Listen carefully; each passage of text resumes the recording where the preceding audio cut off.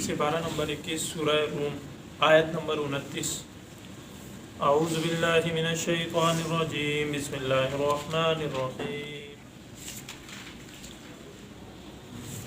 قرآن کی ان آیات میں اللہ رب العزت نے مثال کے ساتھ انسان کو اپنی وحدانیت، اپنی توحید سمجھانے کی کوشش کی ہے، چونکہ مثال کے ساتھ انسان کو بعض ذرا آسانی کے ساتھ جلدی اور سمجھ آ جاتی ہے اور بھولتی نہیں ہے، مثال کے ساتھ یاد رہتا ہے۔ اللہ رب العزت فرما رہے ہیں کہ میں تمہارے ہی احوال میں سے، تمہاری ہی ذات میں سے تمہیں ایک مثال کے ذریعے سمجھاتا ہوں کہ اللہ رب العزت کس طرح وحدہ لا شریک ذات ہے۔ تمام گناہوں کی بخشش اللہ رب العزت فرما رہے ہیں کہ ہے، لیکن شرک ایک ایسا گناہ ہے جس کی بخشش میری بارگاہ میں کسی بھی صورت میں نہیں ہے، بلکہ مشرک کو اپنی بارگاہ تک، اپنی دربار تک، اپنی عدالت تک اللہ رب العزت پہنچائیں گے ہی نہیں۔ جس طرح کہ حدیث شریف کا مفہوم ہے کہ جب ہر انسان قبر سے اٹھے گا تو 3 چیک پوسٹیں آئیں گی، 3 چیک پوسٹوں سے گزر کر وہ جنت میں داخل ہوگا۔ سب سے پہلی جو چیک پوسٹ ہوگی، وہاں پر فرشتے اس کے اعمال نامے میں شرک چیک کریں گے۔ اگر ایمان ہے اور ایمان کے بعد اس کے اعمال نامے میں ایمان نہیں ہے تو وہ 3 چیک پوسٹوں سے گزر ہی نہیں سکتا، اس کو وہاں سے اٹھا کر جہنم میں پھینک دیا جائے گا۔ اگر ایمان ہے تو پہلی چیک پوسٹ پر اس کے اعمال نامے میں شرک چیک کیا جائے گا، اگر اس نے شرک کیا ہے یا نہیں۔ اگر مشرک تھا، اگلی چیک پوسٹوں سے یہ گزر ہی نہیں سکتا، وہاں سے فرشتے اٹھا کر اس کو جہنم میں پھینک۔ اگر اس کے اعمال نامے میں شرک نہیں تھا، پھر یہ دوسری چیک پوسٹ پہ آئے گا، وہاں پر حقوق العباد چیک ہوں گے، کسی کا حق تو نہیں مارا۔ پھر حدیث میں آتا ہے کہ وہاں پر اس قدر عدل ہوگا، اس قدر انصاف ہوگا کہ بغیر سینگ والی بکری نے اگر کسی سینگ والی بکری نے بغیر سینگ والی بکری کو ٹکر ماری ہو تو دونوں کو زندہ کیا جائے گا، وہاں پر دونوں کے ساتھ انصاف ہوگا۔ بغیر سینگ والی بکری کو سینگ ملیں گے اور وہ اس کو ٹکر مارے گی، اپنا بدلہ لے گی، اس قدر انصاف ہوگا۔ پھر وہاں پر حقوق العباد ہوں گے، یہاں پر بھی اللہ رب العزت فرما رہے ہیں کہ برابر سرابر کا فیصلہ ہوگا۔ اگر اس مشرک نے، پھر کئی صورتیں ہیں، جو پہلے چیک پوسٹ سے ہی جہنم میں چلا گیا ہے، کوئی حقوق ہے تو اس کو وہاں سے بلایا جائے گا اور اس کے گناہ یا اس کی کوئی نیکیاں ہیں اس کو دی جائیں گی یا اس کے گناہ اس کو دیے جائیں گے۔ پھر تیسری چیک پوسٹ جو ہے وہاں پر حقوق العباد، حقوق اللہ ہوں گے۔ پھر اللہ رب العزت فرما رہے کہ ان 2 چیک پوسٹوں سے جو گزر کر آئے گا، تیسری چیک پوسٹ پر حقوق اللہ چیک ہوں گے کہ اس کی نماز، روزے، زکوٰۃ، فرائض، واجبات، سنتیں کس قدر پوری ہے۔ اللہ رب العزت فرما رہے ہیں کہ اس تیسری چیک پوسٹ کے اوپر میں غفور الرحیم ہوں، میں چاہوں تو معاف کر دوں، چاہوں تو برابر حساب کتاب لوں۔ لیکن ان 2 چیک پوسٹوں میں سے جو پہلی چیک پوسٹ ہے وہاں پر صرف اور صرف اعمال نامے میں شرک چیک ہوگا۔ اللہ رب العزت فرما رہے ہیں کہ میں تمہیں تمہارے ہی احوال میں سے تمہیں ایک مثال کے ذریعے سمجھاتا ہوں کہ جس طرح تم، انسانوں کی 2 قسمیں ہیں، ایک آزاد، ایک غلام۔ آزاد اور غلام، اللہ رب العزت فرما رہے ہیں کہ جس طرح تمہارے ماتحت تمہارے ملازم ہیں، تمہارے غلام ہیں جو تمہارے حکم کے تابع ہیں، تمہاری مان کر کام کرتے ہیں، کیا تم یہ چاہتے ہو کہ وہ تمہارے ہی کاروبار میں، تمہارے ہی اختیارات میں، تمہارے ہی مال میں تمہارے برابر سرابر کے شریک ہو جائے، کہ جتنا تم کمارے اتنا ہی وہ کمائیں، اس میں سے آدھا ان کو دینا شروع کر دو، یا جتنے اختیارات تمہارے ہیں اسی کے برابر اس اختیارات اپنے اس کو دے دو۔ یہ ہو ہی نہیں سکتا کہ تم اپنے غلام کو، اپنے ملازم کو اپنے ماتحت بھی رکھنا پسند کرتے ہو، اپنے برابر پسند نہیں کرتے۔ اللہ رب العزت فرما رہے ہیں کہ جس طرح دولت، عزت، حشمت میں ان کو تم برابر سرابر پسند نہیں کرتے، اسی طرح تمام کے تمام انسان، تمام فرشتے، تمام کے تمام مخلوق، حجر، تمام کے تمام اللہ رب العزت فرما رہے ہیں یہ میرے غلام ہیں، اور یہ بھی میرے برابر سرابر ہو نہیں سکتے جس طرح کہ تم اپنے غلام کو برابر نہیں کر سکتے۔ دوسرا پھر اللہ رب العزت فرما رہے ہیں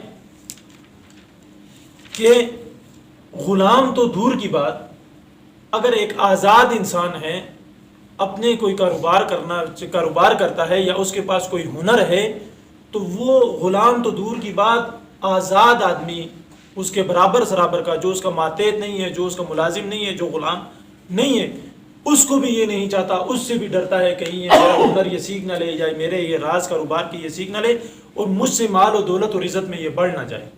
یہ انسان کی فطرت ہے۔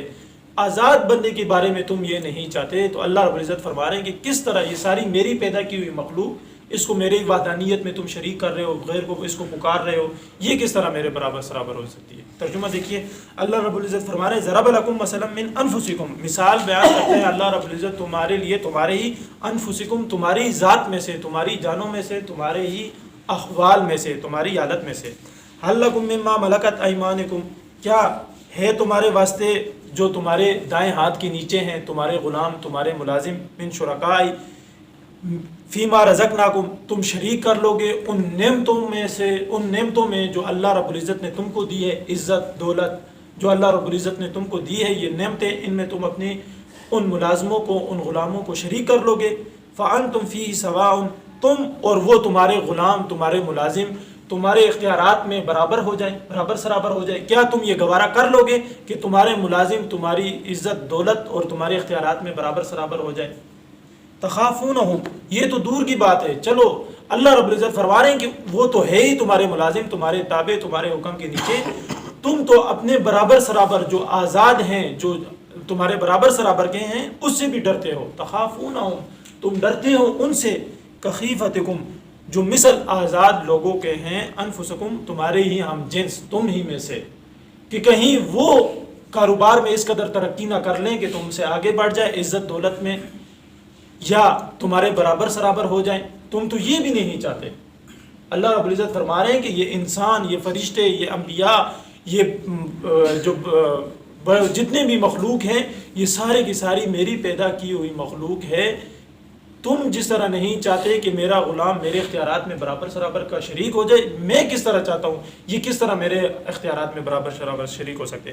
کذالک نفصل الآیات، اللہ رب العزت فرما رہے کہ وحدانیت کو، توحید کو اسی طرح کھول کھول کر ہم نشانیوں کے ساتھ، دلائل کے ساتھ واضح کر کے سمجھاتے ہیں، بیان کرتے ہیں، لقوم یعقلون، تاکہ غور و فکر کرنے والے، عقل رکھنے والے اس سے مستفید ہو سکے۔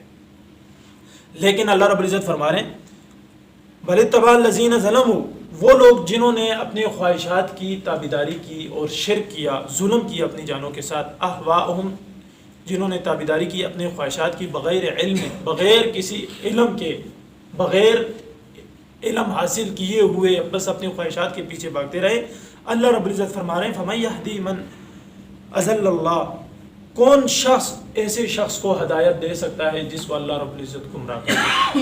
یہاں پر مفسرین حضرات نے ایک قانون بیان فرمایا، ہدایت اللہ رب العزت فرما رہے ہیں کہ اس کو ملے گی جس کے اندر طلب صادق ہو، جو ہدایت کو تلاش، سیدھے راستے کی جستجو میں باغے چلے، مشقت برداشت کرے، اللہ رب العزت ایسے شخص کو ہدایت عطا فرماتے ہیں۔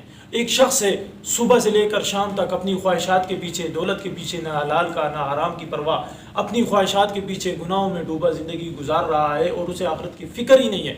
اللہ رب العزت فرما رہے ہیں کہ ایسے بے فکر بندے کو ہم ہدایت دیتے ہی نہیں۔ جس کے دل میں طلب ہوگی، طلب صادق ہوگی، اللہ رب العزت فرما رہے ہیں کہ اس کے لیے راستے ہم خود بخود ہموار کر دیتے ہیں، اس کو راہ مستقیم پر ہم لے آتے ہیں، اس کے لیے ہدایت ہے۔ فَمَن يَهْدِي مَنْ أَضَلَّ، ایسے شخص کو کون ہدایت دے گا جس کو اللہ رب العزت نے گمراہ کر دیا۔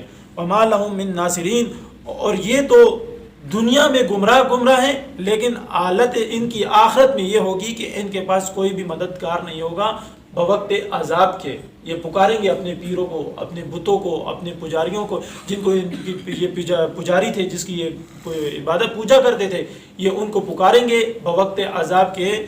ما لہم، نہیں ہوگا ان کے لیے کوئی بھی مددگار۔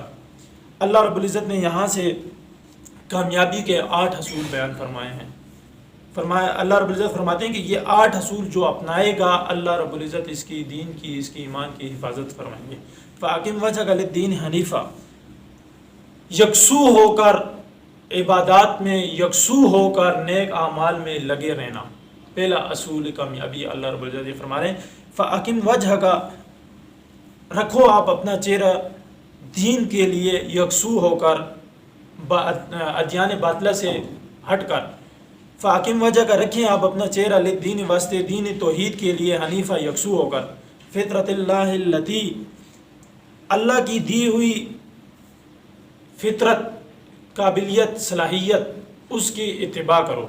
فطرت اللہ کی 2 معنی مفسرین حضرات نے بیان فرمائے ہیں۔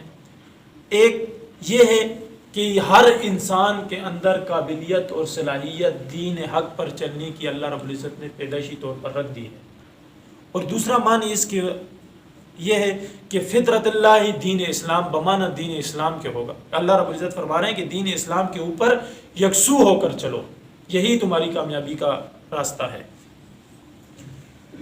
الذی فطر الناس علیہا، اس لیے حدیث شریف کا مفہوم ہے، حضور صلی اللہ علیہ وسلم نے فرمایا کہ ہر بچہ فطرت اسلام کے اوپر پیدا ہوتا ہے، اس کے بعد اس کے والدین اس کے ماحول کے مطابق کوئی یہودی ہو جاتا ہے، کوئی عیسائی ہو جاتا ہے، کوئی غیر مذہب کی طرف چلا جاتا ہے، لیکن پیدائش اس کی فطرت اسلام پر ہوتی ہے.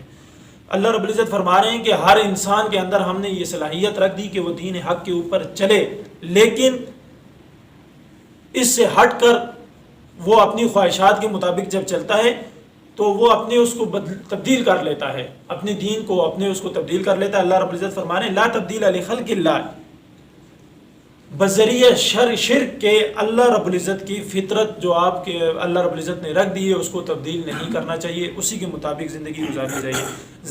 ذالک دین القیم، اللہ رب العزت فرماتے ہیں کہ یہی دین اسلام، دین توحید، یہی سیدھا راستہ ہے، اسی کے اوپر قائم رہنا چاہیے، اسی کے اوپر استقامت کے ساتھ چلنا چاہیے. ولکن اکثر الناس لا یعلمون، لیکن اکثر لوگ اپنی خواہشات کے تابع ہو کر سیدھا راستہ سے بھٹک جاتے ہیں، اور طلب صادق نہ ہونے کی وجہ سے وہ سیدھے راستے کا علم ہی نہیں رکھتے.